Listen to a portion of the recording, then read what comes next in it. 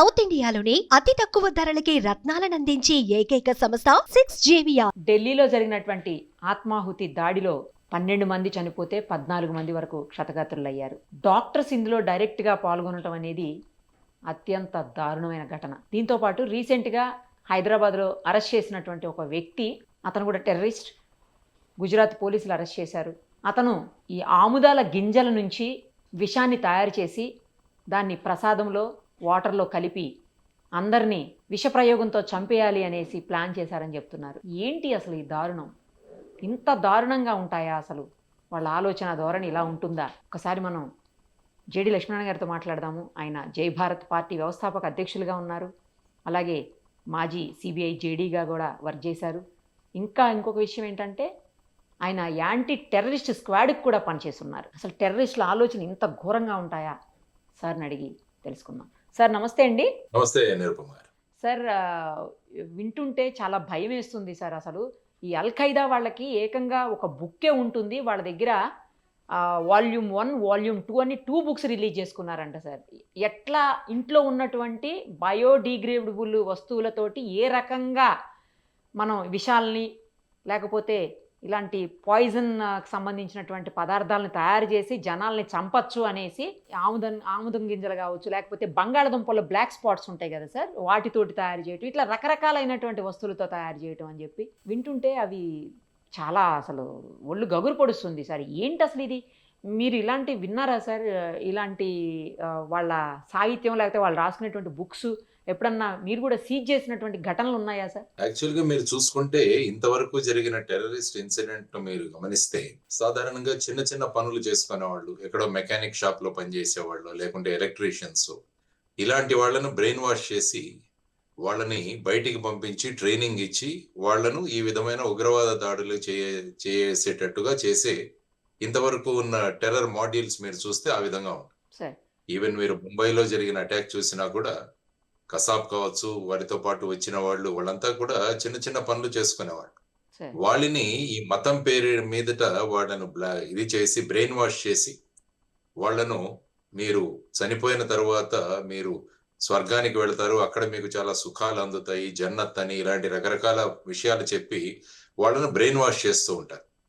కానీ నిన్న జరిగిన సంఘటనలు మీరు ఒకసారి చూస్తే వీళ్ళందరూ కూడా మెజారిటీ డాక్టర్స్ ఉన్నారు. అవును సార్, ఉన్నత విద్యావంతులు, ఉన్నత విద్యావంతులు. అందుకనే నిన్న జరిగిన టెర్రర్ ఇన్సిడెంట్స్ ఏదైతే ఉన్నాయో వాటిని వైట్ కాలర్ టెర్రరిజం అనొచ్చు. ఎలాగైతే వైట్ కాలర్ క్రైమ్ అంటారో, అంటే బాగా మంచి పొజిషన్ లో ఉన్న వాళ్ళు నేరాలు చేస్తే దాన్ని వైట్ కాలర్ క్రైమ్ అంటాం. అదే విధంగా ఇప్పుడు చూస్తే ఇది వైట్ కాలర్ టెర్రరిజం. అంటే ఏమాత్రం అనుమానం రాకుండా వీరు ఇలాంటి వాటిలలో ఇన్వాల్వ్ అవుతారా అన్నది కూడా ఎవరికి అనుమానం రాకుండా ఒక పకడ్బందీగా ఈ జైషే మహమ్మద్ యొక్క మాడ్యూల్ ఏదైతే వర్క్ ఉందో దాని గురించి మనం మాట్లాడుకోవాలి. యాక్చువల్ గా మీరు ఒక్కసారి ఆపరేషన్ సింధూర్ తర్వాత, ఎందుకంటే నిన్న జరిగిన సంఘటనలు మీకు జమ్మూ అండ్ కాశ్మీర్, హర్యానా అంటే ఫరీదాబాదు, ఆ తర్వాత ఢిల్లీ, ఆ తర్వాత గుజరాత్, ఆ తర్వాత ఉత్తరప్రదేశ్, ఇలా 5 సంఘటనలు జరిగాయి మనకి. యాక్చువల్ గా చూసుకుంటే ఇందులో మొదట చూడాల్సింది మీరు జమ్మూ అండ్ కాశ్మీర్. ఎందుకంటే టెర్రరిజం ఎప్పుడైనా కూడా జమ్మూ అండ్ కాశ్మీర్ లో ప్రధానంగా అక్కడ జరుగుతోంది. ఆపరేషన్ సింధూర్, పహల్గాం జరిగిన తర్వాత మీరు చూస్తే మే, జూలై మరియు ఆగస్ట్ లో అక్కడ పెద్ద పెట్టున arms and ammunition, explosives seize చేయడం జరిగింది జమ్మూ అండ్ కాశ్మీర్. అంటే యాక్చువల్ గా మీరు చూసుకుంటే మేలో, జూలైలో, తర్వాత ఆగస్ట్ లో అక్కడ సోపియాన్ కావచ్చు, లేకుంటే పూంచ్ కావచ్చు, లేకుంటే కిస్టవార్ కావచ్చు, దానికి ఆపరేషన్ కెల్లర్ అని ఒక ఆపరేషన్ చేసి లష్కర్ ఈ తైబా వాళ్ళు చేసిన ఈ ఆర్మ్స్ అమ్యునిషన్ అంటే మందుగుండు సామాగ్రి, తర్వాత వచ్చేసి వెపన్స్, ఆ తర్వాత ఎక్స్ప్లోజివ్స్ సీజ్ చేశారు. దాని లింకులు పెట్టుకొని ఇంటరాగేట్ చేస్తున్నప్పుడు నవంబర్ 8 నుంచి 10 వరకు ఫరీదాబాద్ అంటే హర్యానాలో ఉన్న ఫరీదాబాద్ లో జమ్మూ అండ్ కాశ్మీర్ పోలీసు, హర్యానా పోలీసులు కలిసి వాళ్ళు సుమారుగా 2900 కిలోల ఎక్స్ప్లోజివ్ అంటే అమోనియం నైట్రేట్, ఏదైతే మనము ఫర్టిలైజర్స్ అంటే యూరియాకు దానికి తయారు చేస్తామో అటువంటి ఎక్స్ప్లోజివ్స్, దానికి కావలసిన ఇతర సాధన సామగ్రి, వాటన్నిటిని కూడా రూమ్స్ ఎవరైతే ఈ అల్ ఫలా అనే యూనివర్సిటీ ఏరియా ఉంది ఫరీదాబాద్, అక్కడ కొన్ని రూమ్స్ నుంచి ఇవి సీజ్ చేశారు. ఓకే. అందులో ముఖ్యంగా 2 డాక్టర్లను అరెస్ట్ చేశారు. అవును సార్. అందులో డాక్టర్ ముజముల్ గానీ అని, తర్వాత ఇంకొకతను డాక్టర్ అదిల్ అహ్మద్ రాథేర్. వీళ్ళిద్దరిని అక్కడ అరెస్ట్ చేయడం జరిగింది. వీళ్ళిద్దరూ కూడా జమ్మూ అండ్ కాశ్మీర్ కు పుల్వామా ఏరియాకు చెందిన వాళ్ళు వీళ్ళిద్దరు కూడా. హ్మ్. సో వాళ్ళ దగ్గర నుంచి ఈ విధంగా అమోనియం నైట్రేట్, తర్వాత మిగతా ఎక్స్ప్లోజివ్ మెటీరియల్స్, తర్వాత దీన్ని కావాల్సిన డెటోనేటర్స్, ఎలక్ట్రికల్ టైమర్స్ ఉంటాయి టైం బాంబ్ తయారు చేయడానికి, అవును. వాటిని, తర్వాత వచ్చి ఒక అసాల్ట్ రైఫిల్, పిస్టల్స్, మ్యాగజైన్స్ ఇవన్నీ కూడా అక్కడ సీజ్ చేయడం. సో ఈ జమ్మూ అండ్ కాశ్మీర్ లో ఉన్న లింక్స్ ని బట్టి ఫరీదాబాద్ కి రావడం జరిగింది. సార్. సో ఫరీదాబాద్ లో 2 డాక్టర్స్ అరెస్ట్ చేసిన తర్వాత హ్మ్.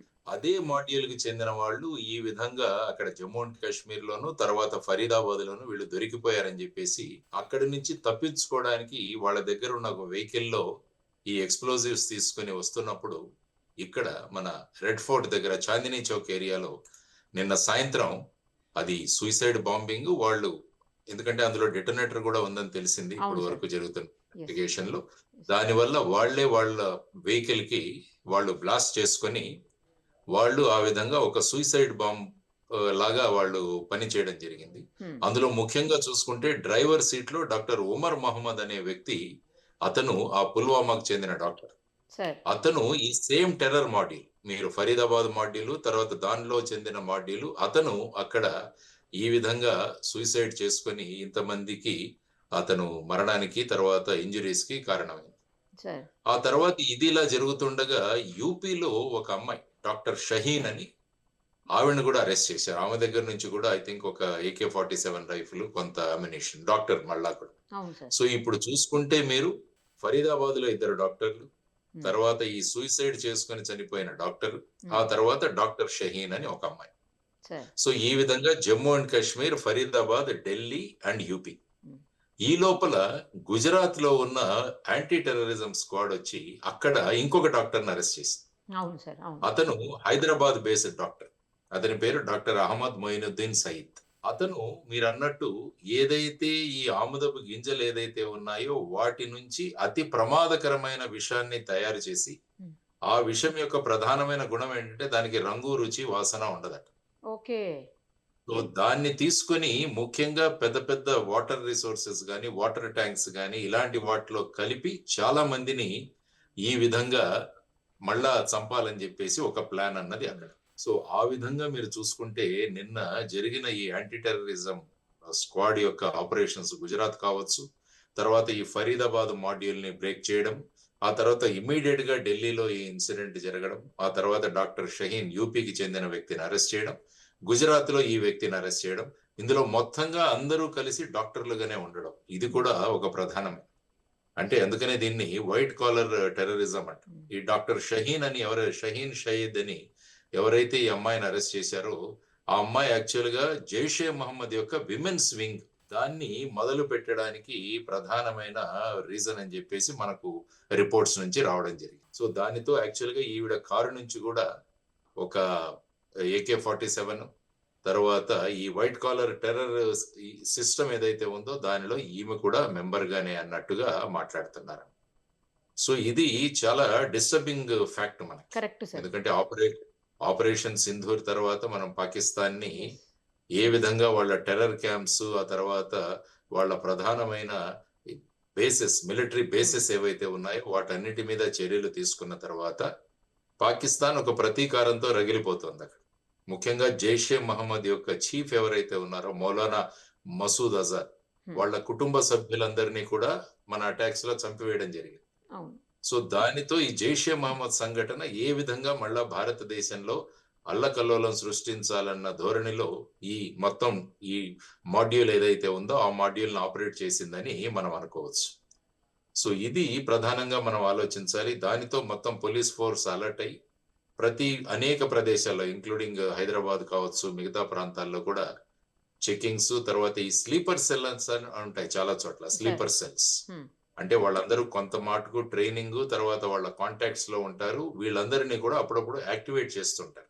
Mhm. సో ఈ స్లీపర్ సెల్స్ కూడా ఏ విధంగా యాక్టివేట్ అవుతాయన్న దీంట్లో కూడా పోలీసు విస్తృతంగా చర్యలు తీసుకోవడం, తర్వాత సెర్చ్లు చేయడం, ప్రజల్ని కూడా జాగ్రత్తగా ఉండమని చెప్పడం ఇదంతా కూడా మనం చూసాము. సో ఈ వైట్ కాలర్ అన్న రాడికలైజేషన్ జరగడం అన్నది ఇట్స్ ఎ డిస్టర్బింగ్ ఫీచర్. ఇంతకు ముందంతా చిన్న చిన్న వాళ్ళు చేశారని అనుకునే వాళ్ళం, కానీ ఇప్పుడు చూసుకుంటే డాక్టర్ ముజమిల్ కావచ్చు, డాక్టర్ ఆదిల్ కావచ్చు, డాక్టర్ ఉమర్ కావచ్చు, డాక్టర్ షహీన్ కావచ్చు, డాక్టర్ సయీద్ కావచ్చు, వీళ్ళందరూ కూడా ఈ విధంగా బ్రెయిన్ వాష్ చేయించుకొని వీళ్ళంతా ఈ విధమైన ప్రొఫెషనల్ రాడికలైజేషన్ జరుగుతుండడం చాలా disturbing for the country also. So దీన్ని మనం ప్రధానంగా కాన్సన్ట్రేట్ చేయాల్సిన అవసరం ఉందని నేను అనుకుంటాను. సార్, ఇప్పుడు చర్యలు మన మన వైపు నుంచి, ఎందుకంటే చర్యకి ప్రతి చర్య ఖచ్చితంగా ఉంటుంది కదా, మరి మన సైడ్ నుంచి కూడా ఏమన్నా మళ్ళీ ఆపరేషన్ సింధూర్ 2 ఏమన్నా స్టార్ట్ అయ్యే అవకాశాలు ఉన్నాయా అనే ప్రశ్న కూడా అందరిలో మెదులుతోంది సార్. అంటే బేసిక్ గా ఏంటంటే ఇప్పుడు అరెస్ట్ చేయబడిన వాళ్ళంతా కూడా మన దేశానికి చెందిన వాళ్ళు. సో ఇప్పుడు వీళ్ళ వెనకాల ఉన్న కీ ఫిగర్స్ ఎవరెవరు అన్నదాన్ని లింకప్ చేయాలి. అంటే పాకిస్తాన్ ఇన్వాల్వ్మెంట్ ఇందులో జైషే మహమ్మద్ మాడ్యూల్స్ అనే మనం అనుకుంటాం. దానికి సంబంధించి ఇప్పుడు ఎవిడెన్స్ అంతా కూడా కలెక్ట్ చేయడం జరుగుతుంది. ఎందుకంటే రేపు ఏదైనా మనం చర్యలు తీసుకున్నా కూడా దానికి సాలిడ్ ఎవిడెన్స్. ఫర్ ఎగ్జాంపుల్ మీరు పహల్గావ్లో తీసుకుంటే అది స్పష్టంగా ఎస్టాబ్లిష్ అయింది. అందుకని కొన్ని రోజుల టైం తీసుకుని ఆ తర్వాత అటాక్ చేయడం జరిగింది అక్కడ. అంటే ఇందులో స్పష్టంగా పాకిస్తాన్ యొక్క ఐఎస్ఐ, మిగతా సంస్థలు అవన్నీ కూడా ఇన్వాల్వ్ అయి ఉన్నాయని మనం కాంక్రీట్ ఎవిడెన్స్ కలెక్ట్ చేసిన తర్వాత మనం మే 7వ తారీఖున, యాక్చువల్గా అది జరిగింది ఏప్రిల్ 27, మనం యాక్చువల్గా అటాక్ చేసింది మే 7 నుంచి మనం అటాక్ చేసుకుంటూ వెళ్ళాం. సో ఆ విధంగా మనం చూసుకుంటే ఇప్పుడు ఈ సంఘటనల వెనకాల ఎవరెవరు ఉన్నారు అన్నదాన్ని కూడా ఇంటెలిజెన్స్ ఏజెన్సీస్ వర్క్ అవుతున్నాయి. తర్వాత ఇంకా కూడా ఏ ఆర్గనైజేషన్ పెద్దగా దీన్ని క్లెయిమ్ కూడా చేయలేదు. మామూలుగా వీళ్ళు క్లెయిమ్ చేస్తారు మేము చేశామని చెప్పి. ఇప్పటి వరకు ఓపెన్ గా ఏ సంఘటన, ఏ సంస్థ కూడా క్లెయిమ్ చేసినట్టు మనకు తెలియట్లేదు.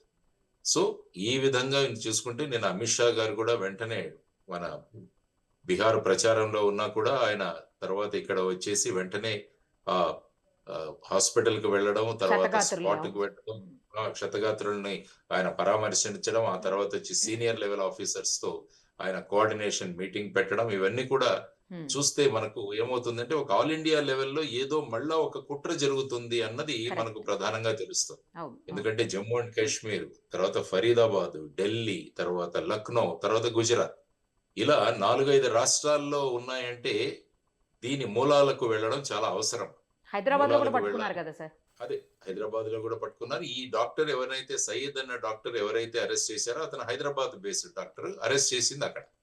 సో ఆ విధంగా ఈవెన్ హైదరాబాద్, ఎందుకంటే సాధారణంగా మీరు ఇంతకు ముందు సంఘటనలు తీసుకున్నా కూడా చాలా సంఘటనలకు హైదరాబాద్ లో బేసిస్ చాలా ఎక్కువగా ఉండినాయి. ఇంతకు ముందు జరిగిన భారతదేశంలో జరిగిన టెర్రరిస్ట్ ఇన్సిడెంట్స్ అన్ని చూసుకుంటే మీరు అందులో ప్రధానంగా హైదరాబాద్ యొక్క ఇన్వాల్వ్మెంట్ చాలా ఉంది. సో ఇప్పుడు ఈ బ్లాస్ట్లు అన్నవి చూసుకుంటే ఎక్సెప్ట్ జమ్మూ అండ్ కాశ్మీర్, మొన్న అస్సాంలోను, తర్వాత మణిపూర్ లో జరిగిన తీసేస్తే మిగతా భారతదేశంలో ఎక్కడ కూడా ఇటువంటి బ్లాస్ట్ అన్నవి చాలా తగ్గిపోయాయి. మనం చూసుకుంటే గత 2014 నుంచి మీరు చూసుకుంటే ఈ ఇన్సిడెంట్స్ చాలా తగ్గిపోయాయి. కానీ ఈ 11 సంవత్సరాల్లో మొట్టమొదటిసారిగా ఇంత పెద్ద పెట్టున ఈ విధమైన మాడ్యూల్ భారతదేశంలోనే ఆపరేట్ అవడం అన్నది ప్రధానంగా ప్రభుత్వం దీని మీద దృష్టి సారిస్తోంది. నిన్న ప్రధాని నరేంద్ర మోడీ గారు కూడా దీని గురించి ఖండించారు. ఆ తర్వాత మూలాల్లోకి వెళతాం. అదర్వైజ్ పాకిస్తాన్ కు మనం ఇంతకుముందే వార్నింగ్ ఇచ్చున్నాం. అవును సార్. ఆపరేషన్ సింధూర్ అన్నది తాత్కాలికంగా నిలిపివేయబడింది. దాన్ని పూర్తిగా మేము నిలిపివేయలేదు. మీరు గనక మీ పరిధిలో లేకుంటే మళ్ళా దాన్ని ప్రారంభించే అవకాశం ఉందని రాజ్నాథ్ సింగ్ గారు మాట్లాడారు, అమిత్ షా గారు మాట్లాడారు, మోడీ గారు మాట్లాడారు, తర్వాత మన చీఫ్ ఆఫ్ డిఫెన్స్ సర్వీసెస్ కూడా మాట్లాడారు. తర్వాత ఈ మధ్య మళ్ళా పాకిస్తాన్ అనేక ప్రాంతాలలో, ముఖ్యంగా ట్రంప్ గారు మొన్న మాట్లాడుతూ ఆయన ఏమన్నారంటే చాలా దేశాలు న్యూక్లియర్ టెస్టింగ్ చేస్తున్నాయని చెప్పాడు. రష్యా కావచ్చు, చైనా కావచ్చు, ఇంక్లూడింగ్ పాకిస్తాన్ చేస్తున్నట్టుగా ఆయన మాట్లాడారు. అంటే ఎక్కడో ఒక చోట పాకిస్తాన్ ఏదో ఒకటి చెయ్యాలి అన్న ఒక దీంట్లో ఉంది.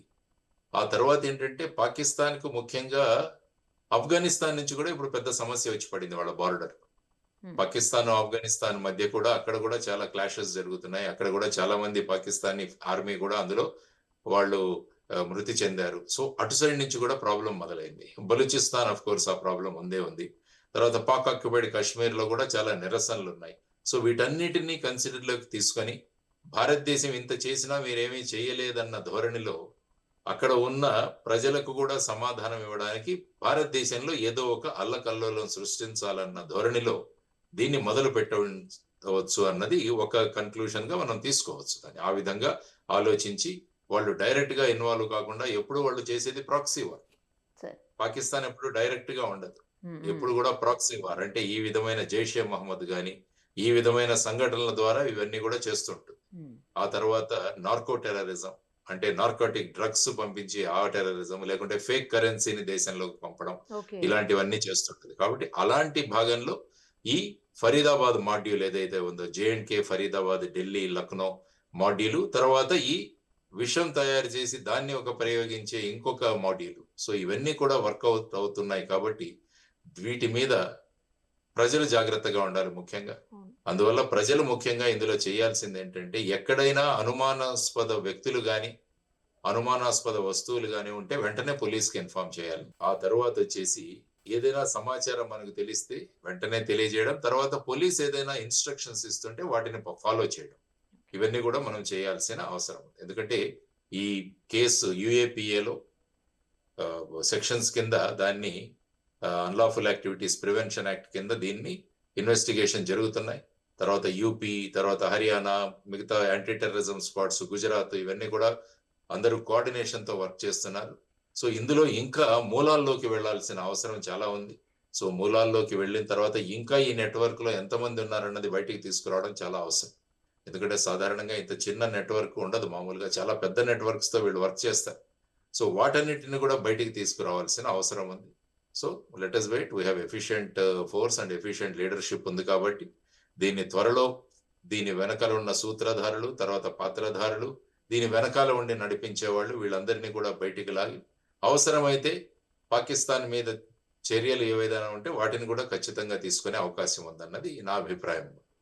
సార్, ఇంకొక విషయం కూడా, ఈ రోజు అక్కడ పాకిస్తాన్ లో కొన్ని పేలుళ్లు సంభవించాయి అని అంటున్నారు. అంటే వాళ్ళు కావాలని చేసుకొని మేము కూడా టెర్రరిస్టులకి వాళ్ళ బారినే పడుతున్నాం, టెర్రరిస్టులకి అగైనెస్టే అని చెప్పటమా, లేకపోతే మనం ఏమన్నా చేసామని చెప్పేసి దాన్ని క్రియేట్ చేయడానికి? అది అంటే ఎలా ఉంటుందంటే, ఇప్పుడు నేను చెప్పినట్టు పాకిస్తాన్ ఆఫ్ఘనిస్తాన్ మధ్య బాగా గొడవ జరుగుతుంది. అవును సార్. తర్వాత వచ్చేసి విత్ ఇన్ పాకిస్తాన్ లో కూడా కొన్ని ఇన్సిడెన్సెస్ మనకు జరుగుతున్నాయి ఈ మధ్య మనం చూసాం. సో ఆ విధంగా తీసుకుంటూ పోతే వీటికి దానికి ఏ విధమైన సారూప్యం ఉందని చెప్పడానికి మనకి ఇప్పటికైతే ఏ విధమైన ఎవిడెన్స్ అయితే లేదు. సో ఆ విధంగా అక్కడ జరిగినా కూడా దానికి భారతదేశాన్ని ఆపాదించడం అన్నది అది కరెక్ట్ కాదు. ఎందుకంటే వీళ్ళందరికీ ఇంట్రాగేషన్ లో కూడా తేలింది ఏంటంటే these are highly brainwashed people. వీళ్ళందరినీ కూడా రాడికలైజ్ చేయడం జరిగింది. కాబట్టి ముఖ్యంగా మనం చూడాల్సింది ఏంటంటే ఈ రాడికలైజేషన్ అన్నది మనం తగ్గించాలి. రాడికలైజేషన్ అంటే ఒక మతాన్ని వాళ్ళ మీద రుద్ది ఈ విధంగా చేస్తూ వాళ్ళని ఆ విధంగా ప్రేరేపించడాన్ని రాడికలైజేషన్ అంట. సో అందువల్ల ఈ రాడికలైజేషన్ ఎక్కడైనా జరుగుతుంటే దాని గురించి కూడా మనం సమాచారం అందించడం చాలా అవసరం. ఆ తర్వాత ఈ రాడికలైజేషన్ జరగకుండా కూడా రాష్ట్రాలు మరియు కేంద్రం కూడా తగిన జాగ్రత్తలు వహించాల్సిన అవసరం కూడా ఉంది. ఎందుకంటే ఇలా డాక్టర్లు, తర్వాత హైలీ క్వాలిఫైడ్ పీపుల్ రాడికలైజ్ అవ్వడం మొదలు పెడితే ఏమవుతుందంటే పరిస్థితి చాలా కష్టంగా ఉంటుంది. ఇంతవరకు నేను ఇంతకుముందు చెప్పినట్టు మామూలుగా చిన్న చిన్న వాళ్లతో చేయించిన ఈ సంఘటనలు ఇప్పుడు పెద్దవాళ్ళు కూడా, అంటే బాగా చదువుకున్న వాళ్ళు కూడా ఇన్వాల్వ్ అవ్వడం అన్నది that is not a good sign. So వీటన్నిటిని కూడా మనం ఎదుర్కోవాలి. దాన్ని ఎక్కడ కట్ చేయాలో అక్కడ కట్ చేయాలి వెంటనే. తర్వాత వీళ్ళలో కొంతమంది చైనాలో కూడా ఎంబీబీఎస్ చేసి వచ్చిన వాళ్ళు అంటారు. ఈ గుజరాత్ లో పట్టుబడిన వ్యక్తి, అతను చైనాలో ఎంబీబీఎస్ చేశాడని విన్నా. సో అక్కడ ఇటువంటి అక్కడ ఏదైనా బ్రెయిన్ వాషింగ్ జరుగుతుందా, ఇది కూడా చూడాల్సిన అవసరం. అంటే మన విద్యార్థులు ఇతర దేశాలకు వెళితే అక్కడ ఏదైనా దాన్ని అదనుగా తీసుకొని అక్కడ ఏదైనా ఈ విధమైన ఈ జైషే మహమ్మద్ గాని ఇలాంటి ఉగ్రవాద సంఘటనలు ఏమైనా సంస్థలు ఏవైనా అక్కడ బ్రెయిన్ వాష్ చేస్తున్నాయి అన్నది కూడా చూడాల్సిన అవసరం. సో ఈ విధంగా అనేక కోణాల నుంచి ఈ ఇన్వెస్టిగేషన్ జరగాలి. ఇందులో ఉన్న అందరినీ కూడా సరి అయిన ఆధారాలతో పట్టుకొని ఫైనల్ గా ఏదైనా ఇతర దేశాల ఇన్వాల్వ్మెంట్ ఉంటే, ముఖ్యంగా పాకిస్తాన్ ఇన్వాల్వ్మెంట్ ఉంటే దానిలో ఖచ్చితంగా చూడాలి. తర్వాత బంగ్లాదేశ్ లో కూడా పరిస్థితి ఏమీ కరెక్ట్ గా లేదు. కాబట్టి బంగ్లాదేశ్ లో కూడా ఏదైనా ఈ విధమైన ఇన్వాల్వ్మెంట్ ఉందా అన్నది కూడా చూడాల్సిన అవసరం ఉంది. So it's going to be a very challenging thing for all the investigating agencies. Definite గా వాళ్ళు ఈ లింక్స్ ఇంట్రాగేషన్ ద్వారా దాన్ని ఫైనల్ కన్క్లూజన్ కి తీసుకెళ్తారని నేను అనుకుంటున్నాను. థ్యాంక్ యూ సార్, చాలా క్లియర్ గా బాగా చెప్పారు. Thank you sir, thank you so much. Right, నమస్తే. మరిన్ని అప్డేట్స్ కోసం Nirupama Suman TV Insta page ని ఫాలో చేయండి. సుమన్ టీవీలో మీ పర్సనల్ అండ్ బిజినెస్ ప్రమోషన్స్ కోసం కింది నెంబర్ కి కాంటాక్ట్ చేయండి.